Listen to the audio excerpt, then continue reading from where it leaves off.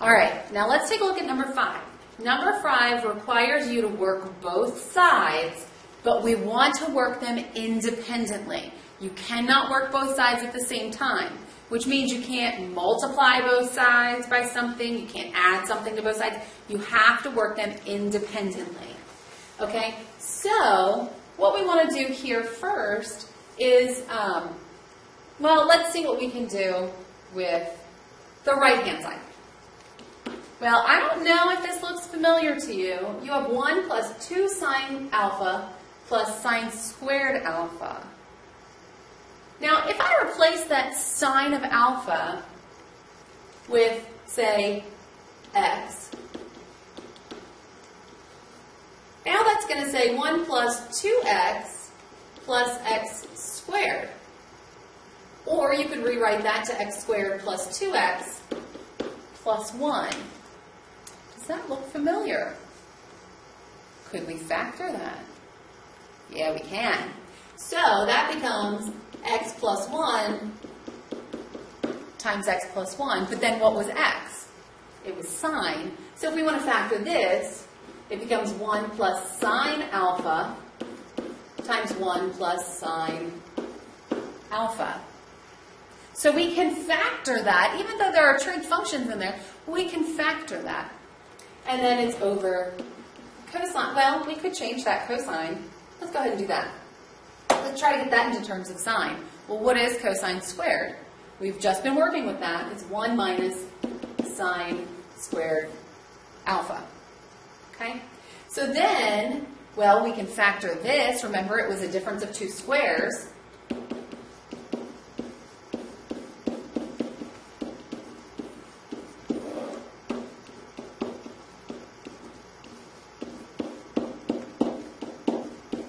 So whenever you have a difference of 2 squares, you need 1 plus and 1 minus. And then you can see that these will cancel. And we have 1 plus sine alpha over 1 minus sine alpha. All right, so this side is a little more simplified. So let's see if we can get this side to look like this side. All right, well, one of the first things that I would do is turn these into sine and cosine. It makes it a little bit easier to see. So secant is 1 over cosine, and tangent is sine over cosine.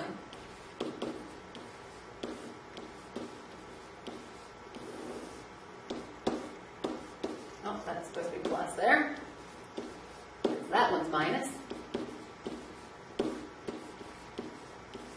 Now, how can we get rid of all these fractions, or at least most of them?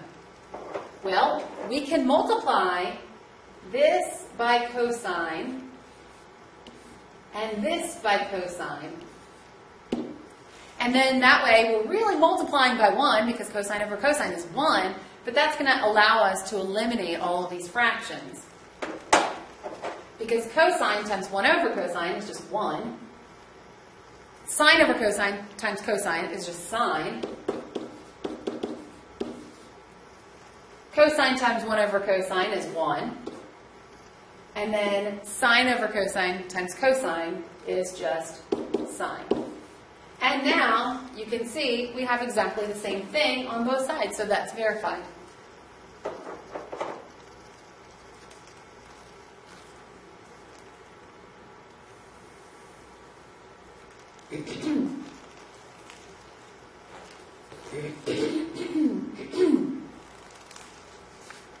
All right, example number 6 shows us where we could actually apply some of these trig identities. So tuners in radios select a radio station by adjusting the frequency. A tuner may contain an inductor, L, and a capacitor, C. The energy stored in the inductor at time t is given by this function. L of t equals k times sine squared of 2 pi ft. And the energy stored in the capacitor is given by this function of c, or this function c. C of t equals k times cosine squared of 2 pi ft. Where the frequency, or where f is the frequency of the radio station and k is a constant. the total energy, E, in the circuit is given by this function, E of t equals L of t plus C of t. So we want to show that E is a constant. So first we're going to put all of these in here. So we're going to put our E, well no, we're going to put our L in here. So E of t equals this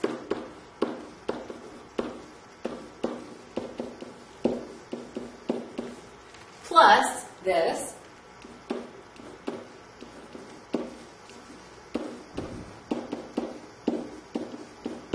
okay? So now, what do these both share? They both share a K. So let's pull out the K, factor out the K.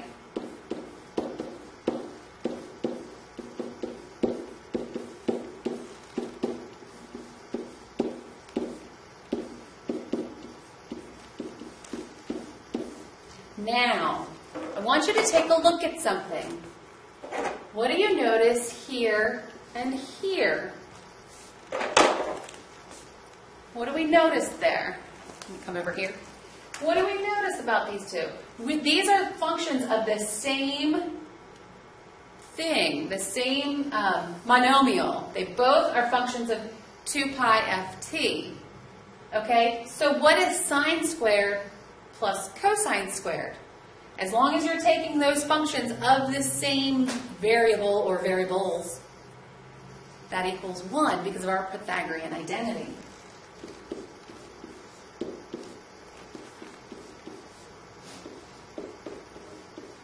So if you replace this whole thing with 1, now you have k times 1, and we know that k was a constant. So we've just shown that the function E is a constant.